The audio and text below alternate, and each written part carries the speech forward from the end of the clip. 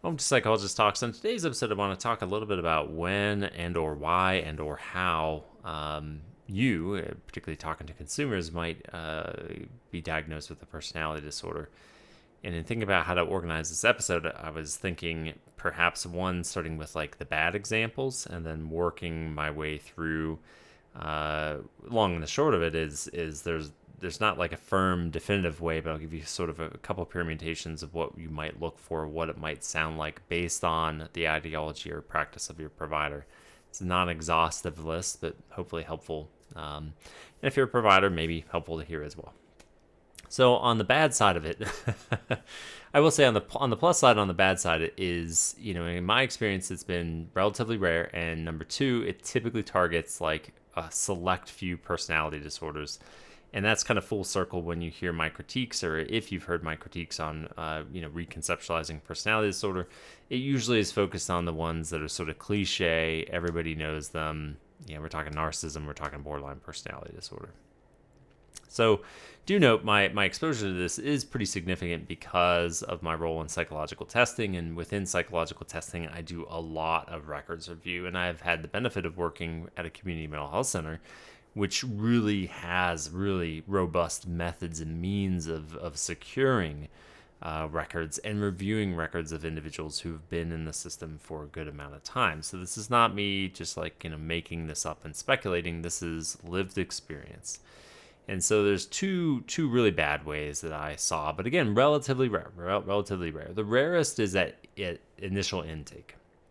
That someone is interviewing you perhaps for the first time and talking about your treatment history or your history of symptoms, and that they arrive upon a personality disorder right out the gates without any prior history of diagnosis. This should always be of suspect, because if you are aware of how personality disorders are diagnosed and the symptoms and requirements, there needs to be a sufficiently severe, persistent, stable presentation of the symptoms over time. And that is incredibly difficult to nail down in 60, heaven forbid, 90 minutes, whether it's a meeting with a psychiatrist or a meeting with a clinician to get somebody in.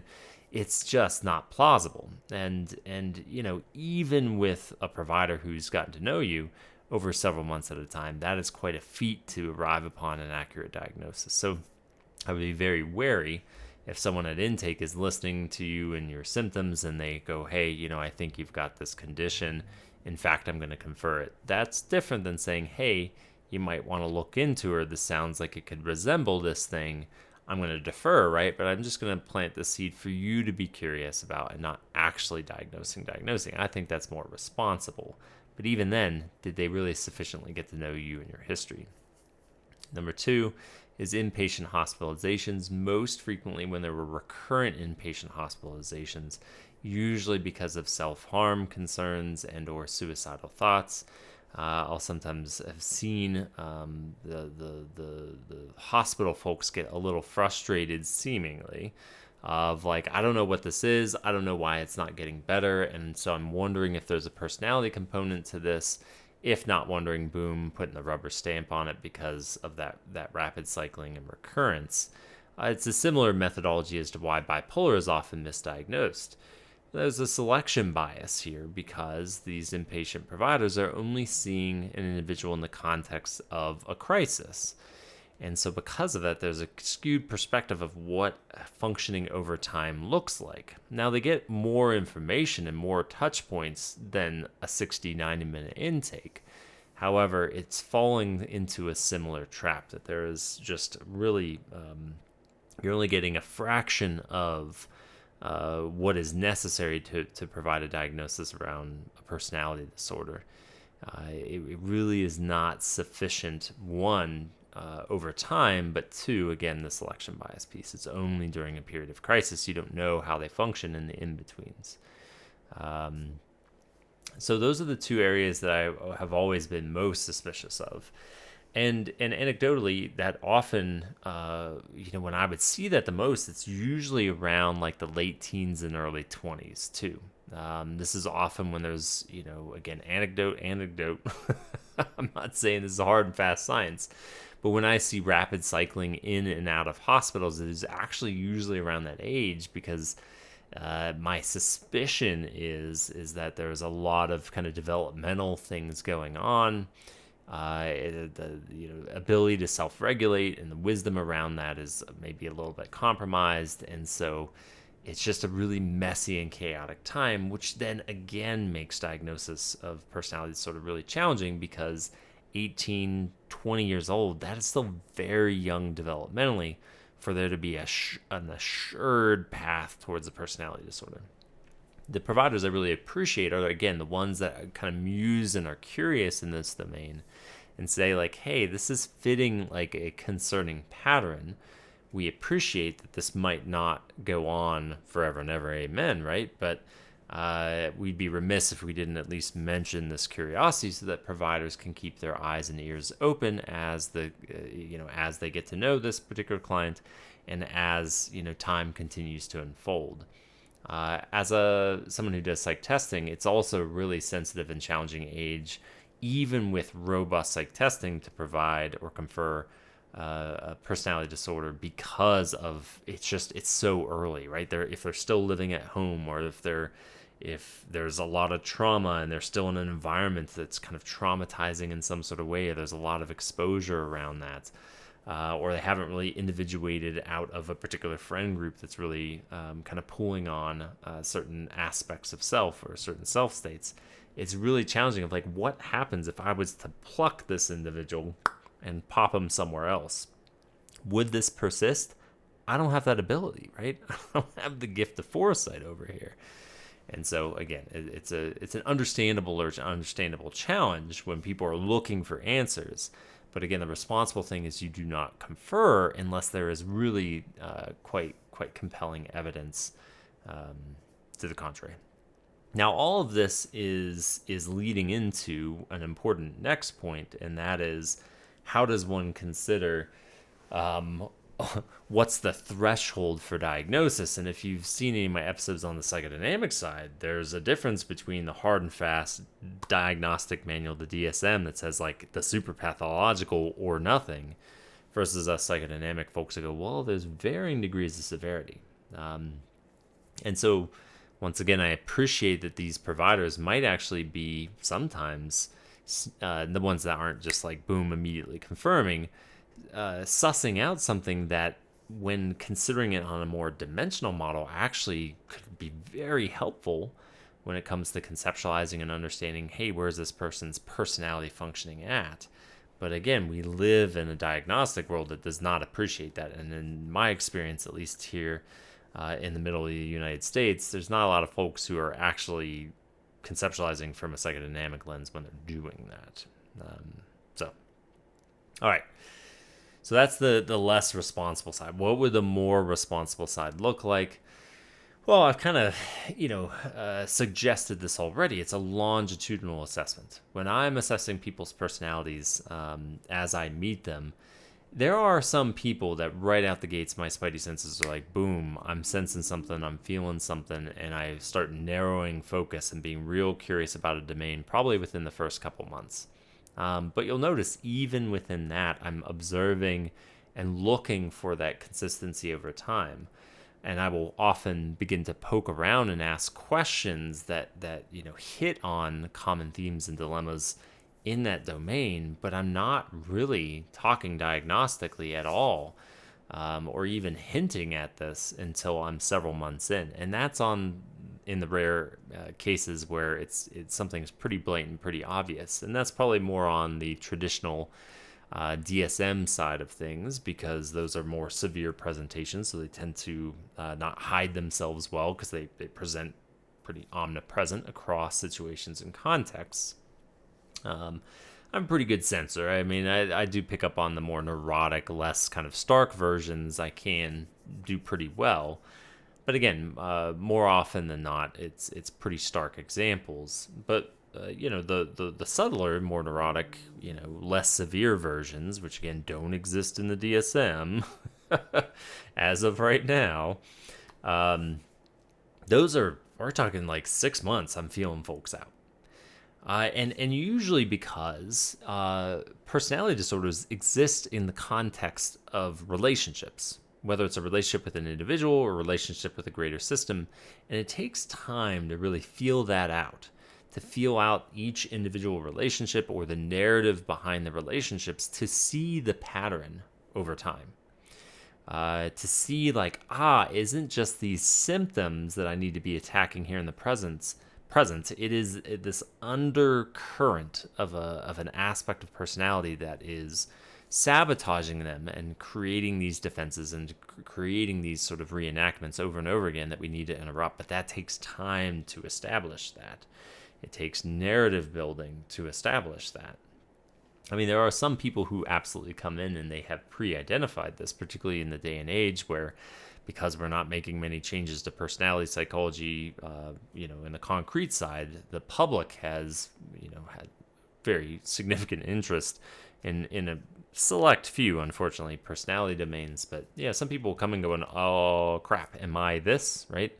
And that'll speed the process along. But even then, when someone's actively alerting me to it, I might not be firmly in a camp anywhere for at least 3 months, if not 6 months. And I think that's responsible. That is responsible. Somebody needs to get to know you. So, the next thing that might be helpful is like, well, what would it look like depending on what a provider's belief system is? Well, there's a few permutations here. One, the strict DSM people, the people who treat the DSM a little bit too much like a Bible, will usually not pull a trigger more often than not, in my experience, because they are fearful of the pathologizing nature of its current version. And that's accurate. I think that reservation is absolutely accurate. Because they appreciate that there's just something incomplete about the DSM, because it is wholly incomplete. It is not in a good state when it comes to personality psychology. The trait-based stuff in the back of the DSM at present, for future consideration, does a little bit better job, but again, it doesn't even describe itself terribly well. So there's really a reluctance, and if they're pulling a diagnostic trigger, more often than not, what they're communicating to you is, hey, this is a pretty severe issue, minus one thing. The only area that I have, again anecdotally, seen the trigger get pulled a little too quickly periodically is borderline personality disorder. Full circle to the irresponsible diagnosis. It's just anybody where there's a lot of dysregulation around emotions and relationships and any version of self-harm, people get real quick to go, that must be borderline personality disorder, particularly around self-harm, cutting behavior. People, I think, take this mental shortcut and say that's restricted to folks who are on the borderline spectrum, assuming they even consider it a spectrum versus a box that they put people in, when in reality that can come up outside of borderline personality disorder. And so every once in a while you'll run into, I think, providers who do that, but I think more often than not, you're never going to hear a peep out of them because they're just reluctant. They're like, I don't know. It doesn't seem to be meeting those severe thresholds. I'm really not going to diagnose that much. And thereby, get these very low percentages of diagnostic prevalence. And that's in respect to a diagnostic manual that only focuses on the really severe cases. And even then, only like narrowed versions of the severe cases. The second one that you'll run into are people who kind of overly lean on trauma.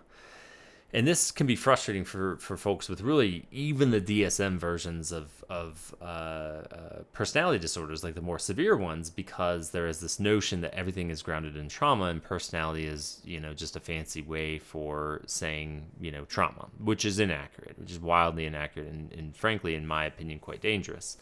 Are the two correlated? Yes. Is it helpful to recontextualize people's experiences and not or contextualize people's experiences through a lens of trauma as well as personality, to make sure that someone's not saying, like, because of how the DSM currently works, something's fundamentally wrong with my personality and I'm never going to get any better, and instead instill hope and say, hey, there's a trauma component to this, and through healing and trauma you could substantially improve some of these domains. 100%. I'm behind those people.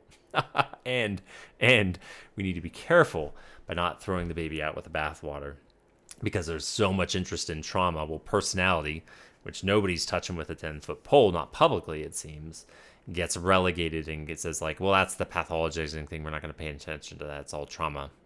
Danger, danger, Will Robinson. You're going to miss stuff that maybe was inflamed by trauma, but is not going to be magically cured by doing trauma-focused work.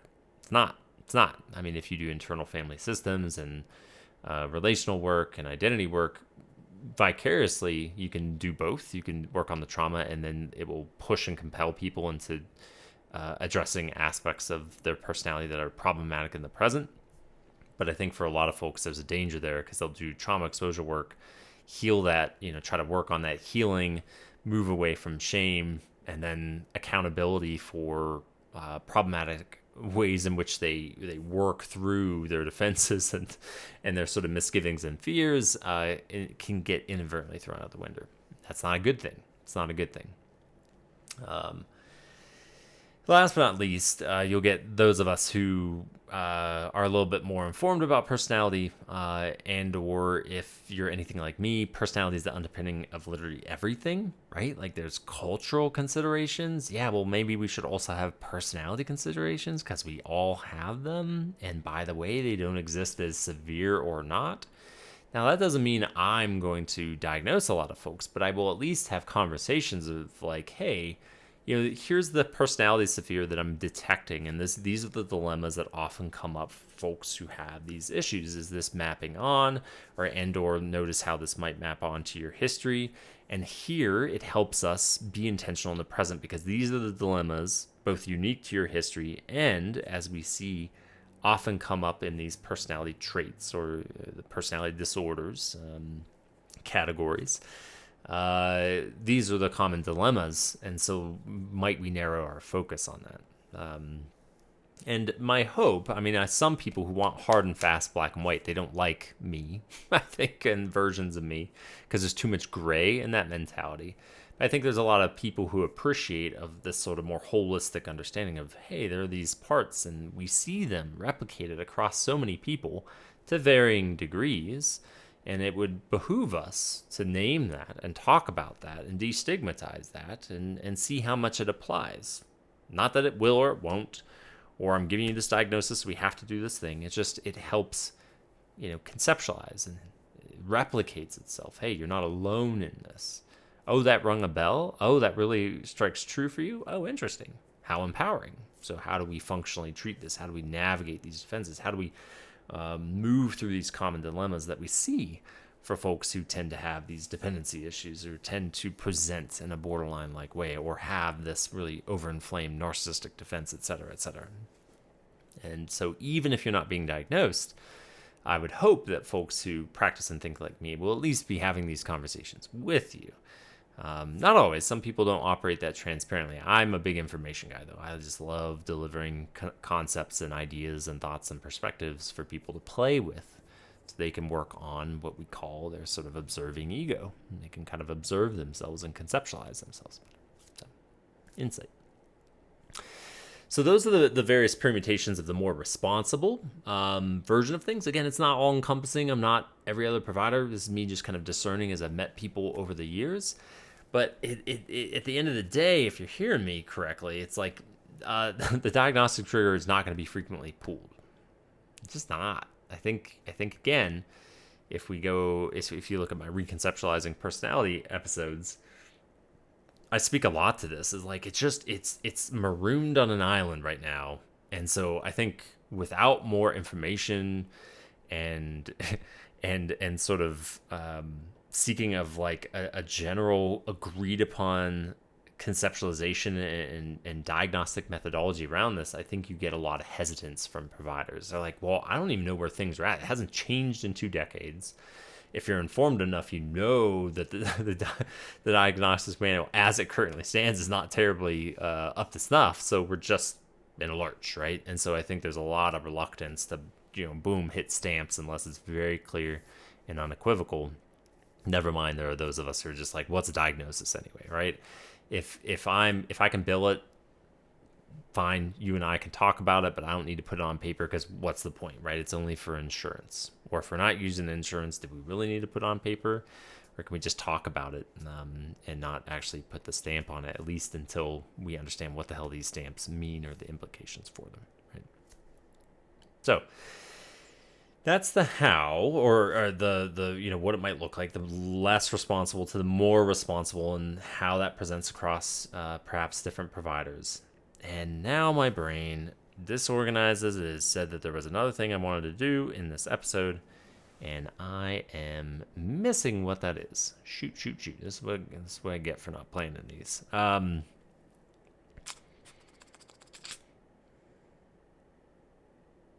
Yeah, that might be it. I might have accidentally just kind of subsumed it under another topic. So let me just free associate here, or recap. Irresponsible providers, more responsible timelines is the kind of short, or not short, sort of the more longitudinal assessments, and that's going to take some time for me. 3 to 6 months is usually the go around. I mean, maybe it might hit 12 months. Then that's going to be contextualized further by the type of provider that you have. Oh yes, that was the final one. So the final one is, how can you help?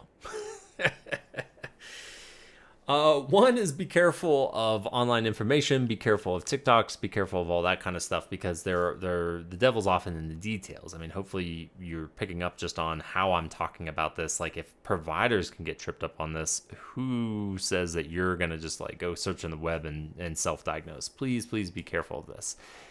The self-research is, though, super important. It is super important. You are one of the best analysts out there on yourself. Doesn't mean you're always observing yourself like everyone else observes yourself. This is one of the common difficulties with personality disorders, the true blue ones, especially the diagnosable ones in the current DSM. However, that self-observation muscle is something that you can absolutely build and say, okay, so, when you have all these personality disorders out there, all they're really saying is like, how do you regulate emotion?